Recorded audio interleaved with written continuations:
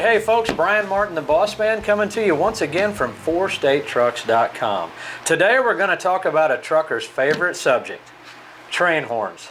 And I assure you, if you're a trucker without a train horn, you're probably wanting to get one. And if you've already got a train horn on your truck, you're probably saving up your money and you're wanting a better one, a louder one, or one that's going to have superior performance. So here at 4State Trucks, we carry just about every train horn known to man. On the one side here, you can see we've got what I call parts store or chrome shop train horns. These are entry level. You can get them in black, you can get them in chrome. The ever popular 3-bell as well as 4-bell, 5-bell, even competition series. We sell a lot of these and might be just the right ticket for your budget and ease of installation. On the other side, you've got the heavy duty cast aluminum, like the real deal authentic locomotive type train horns. These are more costly. They're going to require a different kind of valving and tubing, which we're going to show you, but they sound just like a real locomotive train. Let's get into some of the installation tips, and this may save you some time and mistakes if you're going to install this horn yourself. All right, let's go over a quick installation tips on the Chrome Shop line of train horns. These come with a mounting bracket. You can mount them actually anywhere under the hood, on the chassis, behind the sleeper. Anywhere you can bolt this down securely will work for mounting. I do think facing these backwards probably makes the longevity of these horns a little better, because they don't fill up with road grime, salt, snow, ice, things like that. So I would recommend possibly turning them backwards when you mount it. All brands are pretty similar in both pricing and quality. Almost all of them come with an electric solenoid. It's going to come with your horn, and it's designed for a push-on airline with a hose clamp. And then you run a toggle switch from your dash. When you turn on the toggle switch, it energizes the solenoid and lets the air, which will have to be a constant supply of air, into the horn and activate the horn. You're going to be tempted to take the solenoid out, throw it away, and run a hose from your overhead pull valve that probably came factory in your truck, that's running the horns on your roof, or maybe the horns mounted underneath your sleeper. You may be tempted to want to utilize that pull valve and reroute that hose directly into the horn. We have not had good luck with that, and we don't recommend it because the valve is going to be fed by a 1/4-inch airline, and that just doesn't seem to have enough volume to really make any of these horns work well. It's going to sound kind of wimpy. You're not going to be real proud of it. So ditch the idea of using your factory pull valve.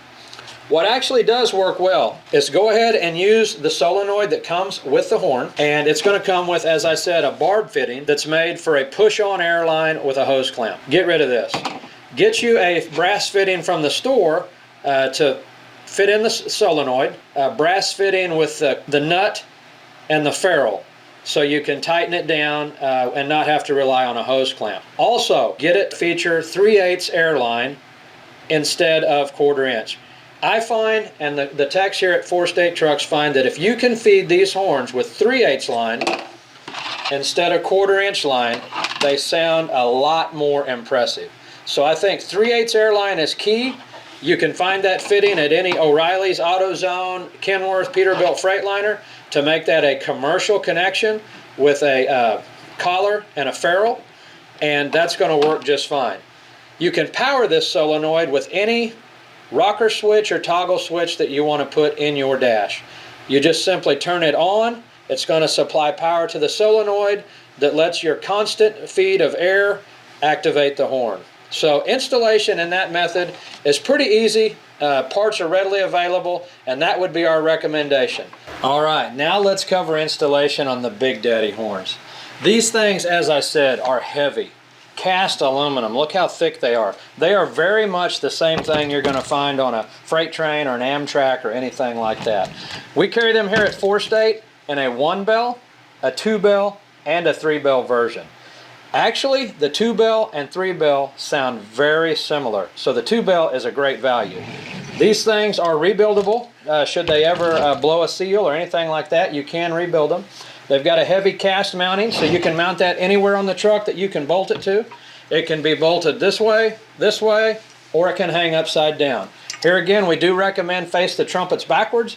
They're not going to pick up as much snow, ice, and road grime, and they're going to last longer and sound better.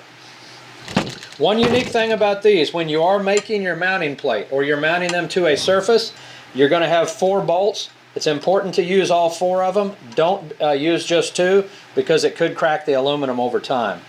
The feed line for this is right through the middle of your bracket.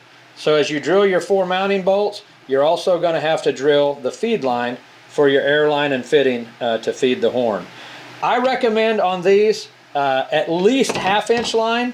And remember, the larger the line, the more volume of air, the better any train horn is going to sound. So for these, I actually recommend 3/4 inch. Get you some brass fittings and plumb that up to your air supply. On these, there's no solenoid included, so you are going to have to pick, route, install, and plumb your air supply. The most popular method are these chrome valves, which you can find most at any chrome shop. This is a 9-inch tall. You can also get it in a 6-inch or a 4-inch tall. These are very popular. You are going to be limited to 1/2 inch air line when you use these type of valves. They actually work really good. You're going to supply 1/2 inch air line up through the bracket into the valve, and then you're going to come out of the valve with 1/2 inch down through the bracket and to your air horn. With these fittings, the way they're designed, you're going to be limited to 1/2 inch diameter hose, which does a really good job. So this here, option number 1, very popular. You can also get what we call like an authentic locomotive train horn valve. We sell these at 4 State Trucks, and what it does, it allows you to utilize the larger 3/4 inch air line. We even offer a custom mounting bracket for this type valve to make it real handy to mount it to your floorboard or to the back wall of your cab or anything like that. So on the authentic horn valve, it's going to work the same way. Constant supply in and then out to your train horn, but it does let you use 3/4 inch line. Lastly, say you really don't want to mess with a valve.